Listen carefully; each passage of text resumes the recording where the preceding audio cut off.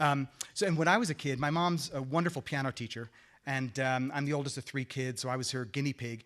And we'd have our piano lessons, and then after the piano lesson, she would say, okay, I'm going to give you all 5 minutes to go around the house, and I want each of you to find an object around the house that makes an interesting sound and come back. So we'd all run around, find a lamp, something from the kitchen, a book, anything, come back, and she'd say, okay, let me hear what each of those sounds like. We'd each make the sound. Okay, what's the loudest sound you can make with each of those? Ah, okay. What's the softest sound? What does it sound like if you do that one and that one at the same time? Okay, what's a word you could use to describe what that sounds like? Oh, that's interesting. And can we make a little story with those words? What might come first? How would you want to start this? And what would we do next?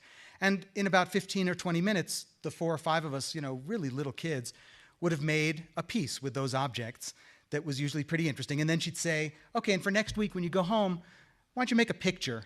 And then when we come back next week, we'll look at the picture, we'll be able to remember it and play it again. So in that one little exercise, we realized, first of all, that music wasn't just something in printed music written by dead composers who you'd never get to meet. It wasn't something where the system of the music was determined. The system comes from nature. It comes from the world, and human beings shape it the way they want. Music is something that everybody can make. There aren't only special people who can make music. And notation, the special language of music, which keeps many people from music, isn't anything more really than a way of remembering what you did so that you can do it again and maybe interpret it differently another time. So this was really liberating for me, and we tried to do the same thing. So we made something called Hyperscore, which is software that uses line and color, very simple interface to write sophisticated pieces of music.